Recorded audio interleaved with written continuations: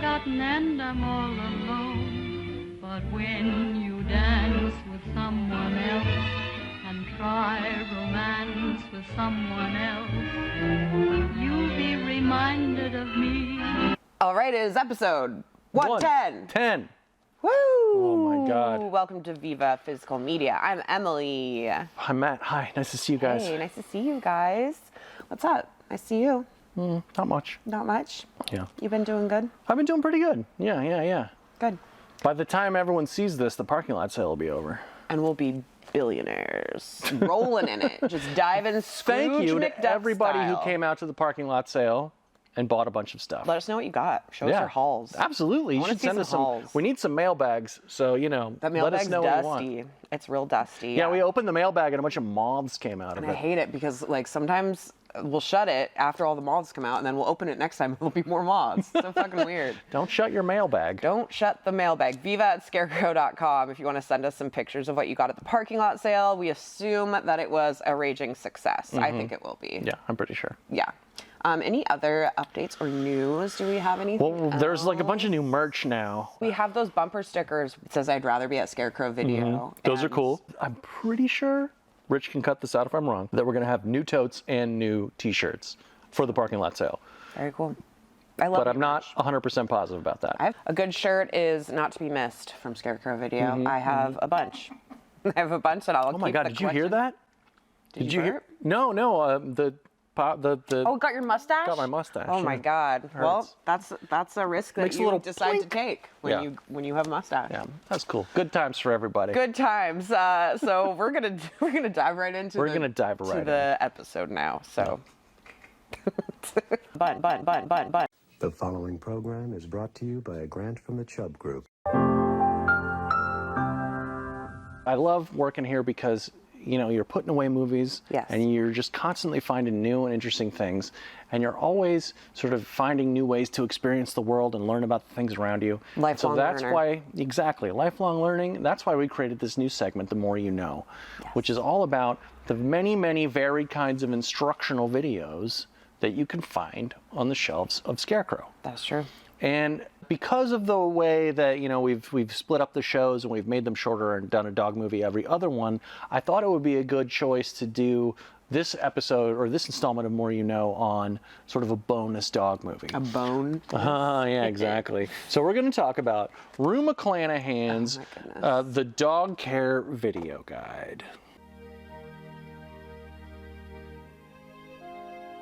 This was great. It's basically a straight hour of one of my favorite Golden Girls telling us all the many, many things that you need to know before you make the big step of dog stewardship. Yeah, she really breaks it down into different steps. I think it's choosing a dog, setting up and prepping for a dog, health and fitness, and then training. Well, there's actually there's bullet points on the back of this tape that says choosing the right dog, where to adopt a dog, good advice, preparing for your dog, healthcare and supplies, grooming tips, spaying and neutering, diet, veterinarian health tips, fleas and worms, training and housebreaking, companionship, and much more. And we'll visit some local dog hangouts, like a dog show, an animal shelter, and my backyard. It's really good, and it has goofy drawings too. Oh yeah, this came out in 1990. It's directed by Mickey Shapiro, who did a bunch of music documentaries and concert films. Right. So he knows what he's doing. He knows what he's doing. It starts with Rue in full glam, running on the beach with crashing waves behind her. She brings the drama. Hi, I'm Rue McClanahan. She meets up with a British vet who she describes as devilishly handsome and very British, and his name is David Griffith. He looks like he might be the murderer in a Columbo episode. He looks like he might not have understood that he was going to be here for a whole documentary either. Well, it's just one of my pet peeves. Oh, that's a pun. Pet peeves, aren't you cute? I don't... He's really good, though. Yeah, he gives the best information he can. He doesn't seem stiff or anything. They have a little rapport. They have some banter. He's kind of like bashful at times when Rue makes a racy joke here and there. Yeah. Female's reproductive cycle happens twice a year, I believe. Well, yes, for most dogs. The bigger dogs, it tends to be a little more spaced out, but on average, it's every 6 months, yes. And during those times, females have been known to make desperate attempts to escape their home environment. Well, for heaven's sake, what do you think the males are doing, playing with squeaky toys? Point well taken. They go places, they visit a rescue. The poor woman who works at the shelter they're like, do you have to kill dogs here? She's like, that's the job. She uses the word destroy, and I hate it. I know. I know it's a fact of life that doesn't sit well with some people, including me. And they go to like a pet store, they go to the veterinary clinic where he works, and all the while, the different segments, Rue is holding different dogs of hers, or dogs that are up for adoption. Or he is. Sometimes he'll have one. He's like, I've got my little friend Steve here. What have we here? Well, this is a Griffon Bruxellois. Gesundheit. Thank you. Or a Brussels Griffon, as we call them over here. She has a black lab, and she talks about the reason she has a black lab is when she was young. She was swimming in the ocean, and she got pulled by the current, and a black lab rescued her. And that's why she got a black lab. I thought, boy, when I grow up, that's the kind of dog I want. I want a black lab. She seems like a really committed pet owner, though. Yeah, she really is. She has cats too, and there is another video. There is a cat guide too. Yes. Do they all have names? Yes, they do. They talk about grooming. They have this. I like when they girl. go to the groomer place with little Susie. Yeah, who says nothing. She's just like, and she. And it's like this white fluffy dog, and it's a nicely taken care of dog, so like he can't really like do examples of like how to groom. Yeah, because the dog seems perfectly groomed already. Yeah. This particular breed and poodles and certain other small breeds have hair inside the ear. Now, I can't demonstrate on this dog because he's so well looked after that he hasn't got this problem. This is good. This is fun, and it's 50 minutes. It's a little long. You think it's? I mean, I think they broke it down well enough. They did. That it They kind did. of. You know. But I mean, the Joan London VCR thing was maybe 45. I don't know. This could have been shorter. That's true. You and I are both dog owners already, so a lot of this felt remedial to me. Also, what's funny, speaking of that, is a lot of the times the veterinary guy will like say something and Rue will be like, "Yep, I always do that." Like Flea bombs and flea sprays and all the rest of it. I always do. But they are too much medication for that animal. Yes, I always do that. I do the same thing. like a lot. Yeah. She wants to like show that she is knowledgeable. I enjoyed the part where she was talking to the dog trainer guy. A good training program includes discipline and lots of positive reinforcement. Discipline should be firm, yet never severe nor abusive. Never hit, kick, or knee your dog for any reason. Because it's very, like, they're... Oh, yeah, the dog trainer and his husky? And they're making it look like the two of them are having a conversation, but it's just clearly just editing. I'd like to ask you for some tips on housebreaking, since that's usually the first big concern. Pay attention, Angie. Paper training is an excellent method. It's just like really stilted, and he's got this beautiful husky with him who's very, very well behaved. And he's like talking, laying on the ground. Yeah, he's just like lying there, and he's talking about dog training. Like he's like, if your dog barks too much, put a bunch of pennies in a soda can and shake it really hard at him. And then he does it, and the dog is like, what the hell are you doing? I remember the dog when I was younger, the dog we grew up with in the house, my parents did have a penny can. Oh yeah, did that work? Not really. Would that work on Louise? It would scare her. Probably. Yeah, I don't think my Lily would like that either. It would scare Nick. Oh, I should just do it anyway. Just do it at Nick whenever he gets bad. Squirt him with some water and shake a penny can at him. Shake a penny can. Oh man, what do you feel like you learned? There were some grooming tips, especially about the nail care, because my dog has like her nails stay pretty stable, and then they'll just really grow really fast. Oh yeah. Because she walks on pavement most of the time, but then suddenly they'll grow really fast. But she won't let me cut them. And she has black nails. They talk explicitly about dogs with white nails. And I can't see the quick on her. She won't let me do it, so I have to take her to the nail place. She doesn't love that. The thing I learned was why Rue McClanahan loves black labs, and it's because of her childhood trauma and the rescue that really left a mark on her. And you know what? Good for her. I wonder if her childhood trauma had anything to do with her almost marrying one of my favorite exploitation directors, John Hayes.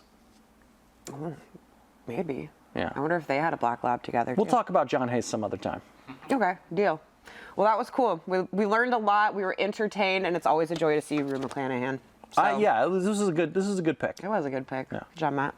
These are the diseases that we vaccinate dogs for. All are important. Say what? Okay, my pick for this episode is a 1938 screwball rom-com called The Vivacious Lady. Oh, yeah.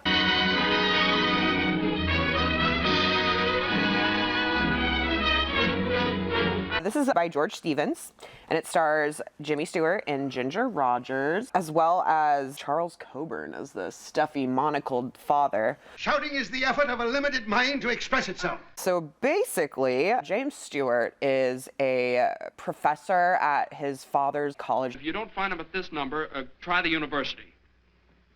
He's president, you know. And what's Roosevelt do? And he teaches this botany class. And he is sent to Manhattan to find his alcoholic playboy brother, because he's supposed to be coming home. And he has not been home because he's on a bender. And he finds his brother, who is played by an actor named James Ellison, who's really, really good in this. The last time I'm going to act as nursemaid for you when you come to New York in one of these semi-annual frolics of yours. I'm not going to budge from this chair until the girl I've just fallen in love with says she'll marry me. Well, it's a good thing I found, excuse me. And he's like, I've been here 2 days. and it's Ginger Rogers, gorgeous, magnetic. She's doing a cute little dance and song number. But waiter, at the day will I come to you? And before you know it, Jimmy Stewart falls in love with her. And she and him have a kind of before sunrise, like all night long through Manhattan, walk and talk until the morning. And within 24 hours, they are married. Well, what? You mean there's some things you just can't control? Huh? I don't think you can control anything. The only problem is she's a showgirl, and Jimmy Stewart's family is quite conservative, other than his like goof-off brother Keith. And who's like, go for it. Who's like, okay, fine, I guess I'm not gonna marry her, but she seems fun, like, let's all hang out. He's like, this guy's super funny in this. Everyone in this is pretty hilarious. So they go on the train back home to their old town called Old Sharon, and Jimmy Stewart must muster the courage to tell his family that he married this vivacious lady who is has a little bit more like pizzazz and spunk than the women back home. He also has to break off an existing engagement. Oh, jeez, Jimmy. Who's that? That's Helen, just the girl he's engaged to. Why, he's a bigamist. Only in the 2nd degree. She's something the old man whipped up. You know, blue blood, black tongue, a thoroughbred. Come on, Francis. No, wait a minute. I gotta give her the once-over. After all, I can't have my husband engaged to just anybody. I mean, poor girl, obviously. Like, I'm sorry, she's got way more spunk than you. But he is like such a wiener in this because he just can't get the courage to fucking tell his parents. And so they like go to this big dance, and everyone thinks that Ginger Rogers is his brother's girlfriend because that's kind of the cover story until he can tell them. And they keep like missing these opportunities. And there's this great scene where Ginger Rogers and Jimmy Stewart's actual fiance meet in the garden, and Jimmy Stewart's fiance is like, you know, we're gonna be married, and Ginger's like, oh yeah, really? And then they get into a slapping fight, which is super fucking funny. Is it like the modern day slap fights where it's just like two dudes like standing there just hitting each other until like, somebody falls over? She slaps Ginger, and then Ginger slaps her, and then goes shh shh shh, and then they're quiet, and then she like slaps her again. It's like shh shh. How dare you? How dare you? You can't do that to me. I won't keep still. I won't.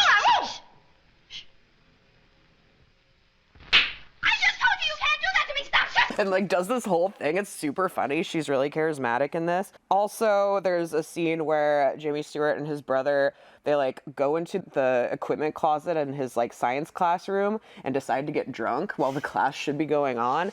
And his brother's like, I don't have any more alcohol. And they look around and it's all these different beakers and like different science things. And Jimmy Stewart's like, I can make it. And then they both get really drunk.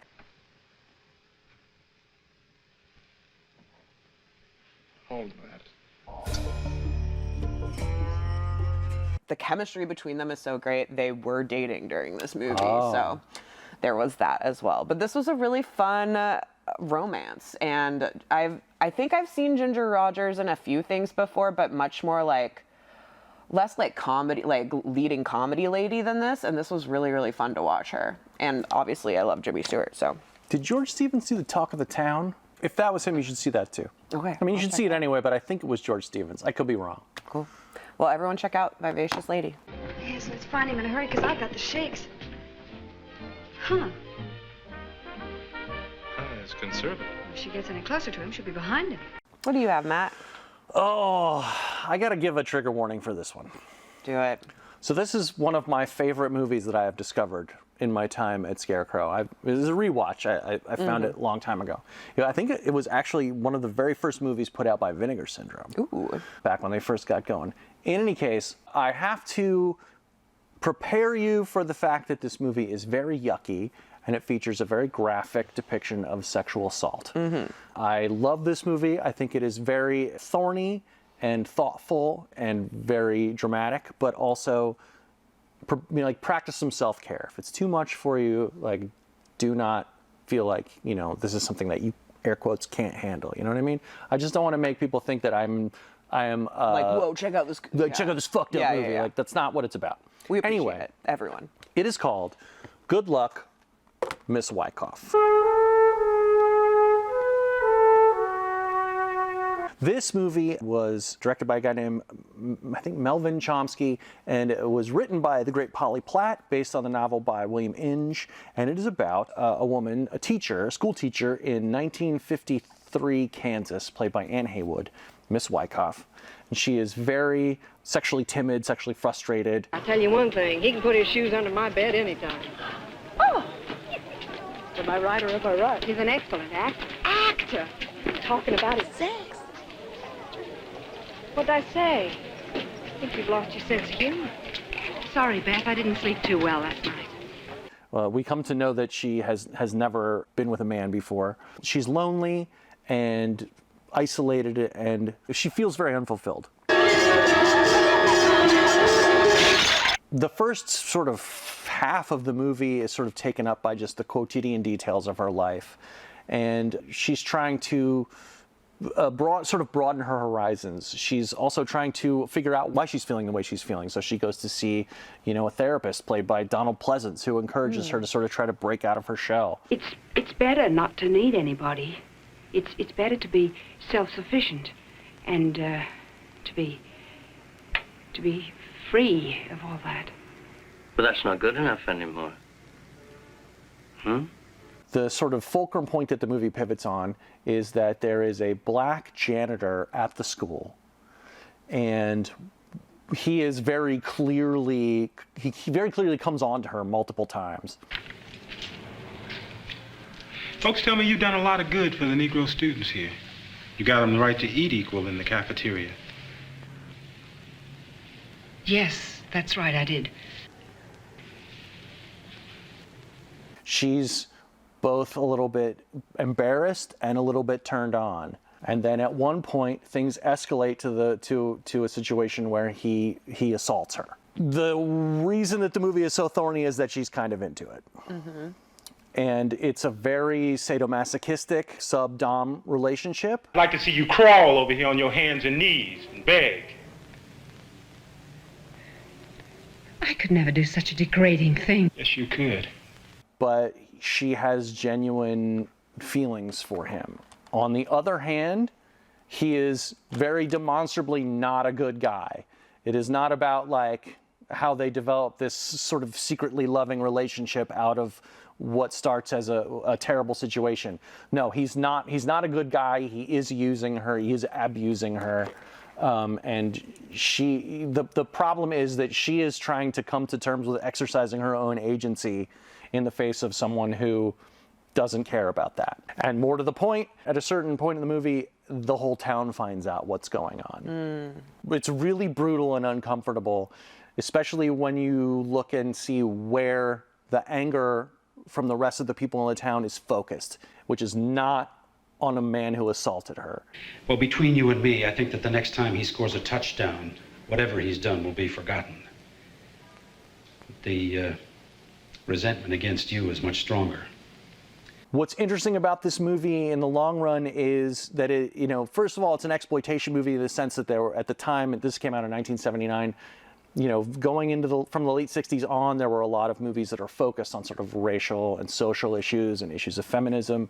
And so that's kind of the trend that this was exploiting. We talked about this on a previous episode. And then also the way that this goes far out of its way to offer her so much agency. Everybody assumes that there's something wrong with her, even though no one ever finds out that the relationship started because he assaulted her. Yeah. They just assume that she's someone who is having sex with a black person, and that's more of a violation than anything else could ever be for their social fabric. It's really disturbing and unpleasant. I won't say that it ends on a note of hope, but it does end on a note of her asserting what she thinks and knows is good for her. It's an astonishingly broad-minded and progressive, air quotes, progressive movie for its time, especially given the subject matter. You would not think that this would be quite so thoughtful. It's also not the most cinematic. It's kind of televisual in spots. It's very much like we put a camera down and here are two people talking, shot, reverse shot. You know, it's not the most stylized. But I also think that kind of makes it feel more clinical. It makes it feel more sort of closed off, like isolated. It's a really, really great movie. I encourage anyone who is interested in this kind of thing to check it out. Exploitation movies like this don't come along very often. Their more salacious aspects tend to take over. And while this has some very graphic sex scenes, it is also not meant to be provocative or titillating for its own sake. It's a really, really great film. Anne Haywood is absolutely amazing in it. There's also a really great subplot with Earl Holliman. Earl Holliman! Who plays a bus driver. You got a husband? No, I'm not married. You're a mighty fine piece of woman to be living without a husband. Who very openly wants to have a relationship with her, but is also very open about the fact that he's married. And she has to decide, you know, is she going to try to have her very first sexual experience with this guy? And how that works out too. That's sort of before the main plot starts. But it's just a really interesting movie with some really great performances. And I think everybody should check it out. It's really awesome.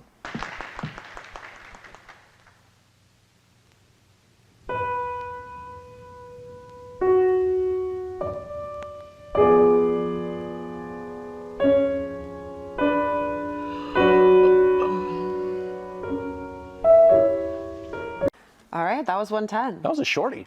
Shorty but goody. Shorty but goody. Yeah. We hope you loved this episode. We hope you went to the parking lot sale and got some good finds. If you did, show us your hauls. Email us, viva@scarecrow.com. We need mailbags anyway, so yeah, we please need some email mailbags. us. Just tell us what you've been up to, what you've been watching, how your summer has been, because you know what, we're rounding the corner. to an end, it's almost spooky season, and Yeah, which is it a is whole, almost scary which is a times. whole nother season for us. Please like and subscribe. Tell all your friends, tell your family, tell your enemies, tell strangers on the street. And vote for Ranch vs. Rom. It's been a while, but we will get back to Ranch vs. Rom. But we need more Soon. votes, Yeah. obviously. And what were the contenders? Oh, Miami models. And best friends. Yes. So vote for one of those. If you're in the neighborhood, step on into Scarecrow Video and browse the shelves. If you're not in the area, you can still rent from us, rent by mail online. Go to All our 50 website. states. You could figure out how to do that. It takes you by step, and get some merch and just spread the word, spread the love of Scarecrow and watching movies on physical media. Keep rocking and rolling and watching great movies. And we'll see you next time. Bye. Bye.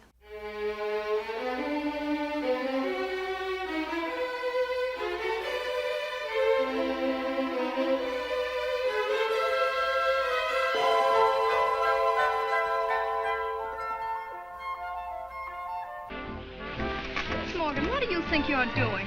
Oh, don't you know, honey? It's been with me for years. I'm mad about you. Darling, give me a hunk of your neck to bite into, preferably around the jugular vein. Rawr!